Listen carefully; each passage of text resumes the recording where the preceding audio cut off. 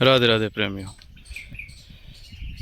जितने भी दोस्तों देवता हैं, भगवान हैं, देवियां हैं, उन सभी में दोस्तों एक चीज़ ये देखी गई है कि शुभ काम के लिए हमें पूज्य गौ माता के गौमूत्र की आवश्यकता होती है।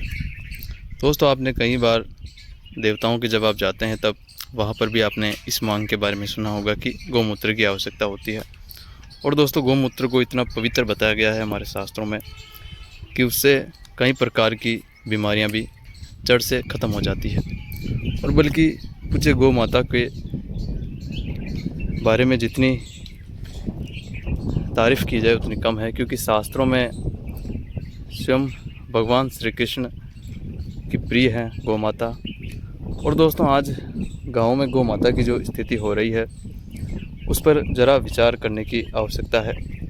जितने भी वीडियो देखने वाले और सुनने वाले हैं, मैं उनसे ये कहना चाहता हूँ कि भविष्य मालिका नामक पुस्तक में जो भविष्यवाणियाँ की गई थी, जिसके अनुसार कि गौ माता की यह स्थिति हमें पहले ही बता दी गई थी, और इसीलिए शायद आज इतना प्रयत्न करने के बाद भी, लोगों को जगाने के बाद भी, लोगों को समझाने के बाद भी कि गौ माता की स्थिति बहुत ज़्यादा ख़राब है, और अगर ऐसा ही चलता रहा तो गौ माता शायद कुछ महीनों में लुप्त हो जाएगी, आपको शायद नज़र भी नहीं आएगी। क्योंकि दोस्तों गौ माता को अब कोई रखने को तैयार नहीं है, क्योंकि हर चीज़ की वजह से, और सबसे बड़ी बात कलयुग का प्रभाव है ये। लेकिन यही मौका है, आप इस कलयुग के प्रभाव से बचें, गौ माता की महिमा को समझें, गौ माता को केवल आम पशु ना समझे कि केवल दूध देने के लिए हमें इसे रखना है। नहीं दोस्तों, अगर आप पूज्य गौ माता की सेवा करते हैं, उन्हें रोज़ चारा खिलाते हैं, और कई सारी गौ माता की महिमा है जो एक वीडियो में अब मैं आपको बताने की कोशिश करूंगा आगे आने वाले समय में।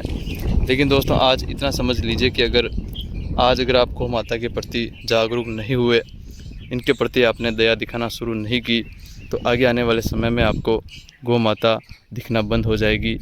क्योंकि अभी गौ माता जो है केवल और केवल आखिरी सांसें ले रही है।